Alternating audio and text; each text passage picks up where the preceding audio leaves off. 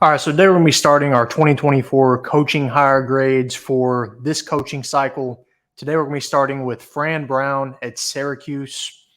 All right, so when you hire a coach nowadays, if you're not hiring within house, you're kind of looking for two things here. You're either going the route where you're looking for somebody with head coaching experience, or you're going the route of hiring somebody at a bigger school, Alabama, Georgia, Ohio State, Michigan, that is either a coordinator or a position coach that has kind of proven themselves that way. All right, so Syracuse went that route, obviously, hiring Fran Brown, which was the Georgia DB's coach. I was a little skeptical of the hire at first, but I've kind of come around on this hire the longer I've thought about it and the more I've seen. All right, so he was the DB's coach at Georgia, ranked as the #1 recruiter in the nation, which is always a pretty good idea to hire that guy, because you could go that route, bringing somebody that can recruit well, that doesn't have head coaching experience, or you go the route, let's say Duke did, hire a mediocre coach that, Manny Diaz has been a head coach before, has head coaching experience, but you're not going to win a national championship with that guy. I would say go this route that Syracuse did. Kind of gives you a better shot at making the playoff. You don't know what you're going to get on it. Get with him. It could be bad. It could be good. You know what you're getting with Manny Diaz at Duke. But with Fran Brown, you don't know what you're getting as a head coach. But there's more upside, I would say. So let's look at Fran Brown a little bit here. All right, so as you can see here, 40 years old, pretty young coach still. All right, and here are his coaching ratings over here. Like I said, #1 national ranked recruiter. So we're going to look a little bit at what he has done in the transfer portal and the recruiting cycle that has really impressed me for Syracuse. And then at the end of this video, I'll give you my grade for the hire. Now, Syracuse last night got absolutely pounded by South Florida, got took behind the woodshed, but that wasn't really any of Fran Brown's guys per se. He wasn't on the sideline, so I'm not going to hold that against him. That was kind of just guys trying out, basically. So let's look at the recruits first off. All right, so you should be able to see it on your screen now. This is their recruiting cycle as of right now. Okay, so they've got the 35th ranked recruiting class out of high school. Let's go ahead and look into it. Pulled a few 4-stars here, it looks like. All right, I got a 4-star tight end from Georgia, 4-star defensive end from Georgia.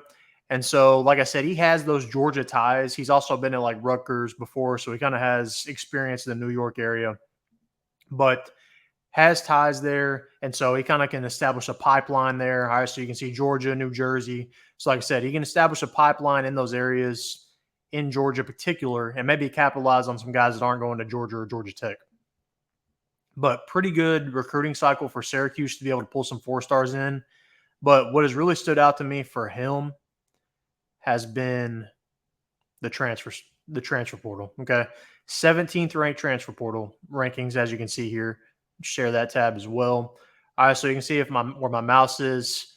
17th ranked transfer portal class for Syracuse. Pretty good gets that they've had in here. Let's go ahead and look at their transfer portal breakdown. I had it pulled up here a second ago. 1 second, guys. I had this just pulled up. I guess it took it off. There we go.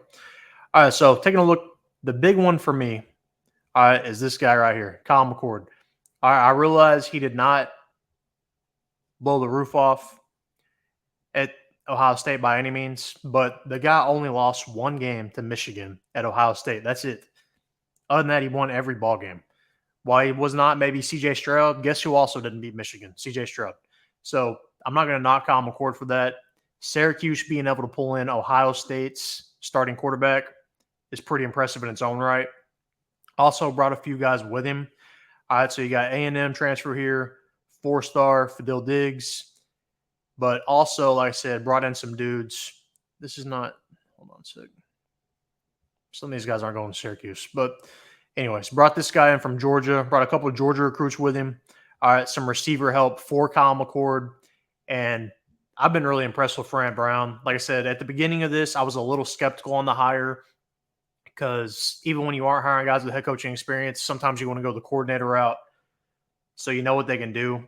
Now, with Fran Brown – I don't know if he's going to be a good head coach. That's always up in there. You can be a good recruiter and be a bad head coach, but being a good recruiter is a heck of a start because half the battle is getting those players in there.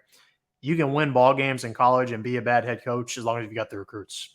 And Syracuse is definitely on the trend up. Like I said, being able to pull in Kyle McCord, being able to bring in some of these Georgia transfers with him, I've been really impressed so far. And I think Syracuse is on the come up. And with how the ACC is looking, let me pull up their schedule real quick for you.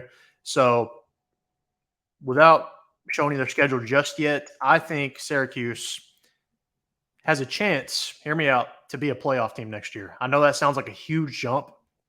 Let's look at their schedule right here. They avoid the big test here. They avoid Clemson and Florida State and North Carolina, which is good for them. You got Ohio, that's a win. Army, that's a win. Holy Cross, that's a win. UConn, that's a win. Boston College, that's a win. Cal, that's a win. NC State, that might be a loss. Pitt, probably a win. Georgia Tech, toss-up, I would say a win.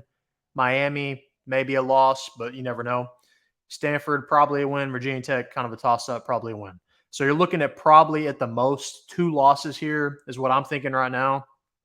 And with the playoff expanding in 12 teams, that puts you in position to be in the playoff. And with the recruits he has brought in from the transfer portal, I think Syracuse has a legit shot at being a top 25 team next year. Playoffs might be a little out of reach, but being a top 25 team, definitely a good start for him. First impressions, Fran Brown, I'm going to give him an A on the coaching grade cycle. And I think he's done a heck of a job so far. We'll see when it comes August, if he can actually be a good head coach. But as far as getting the guys in place, I think he's done a heck of a job. And getting an A without any head coaching experience is pretty good, in my opinion.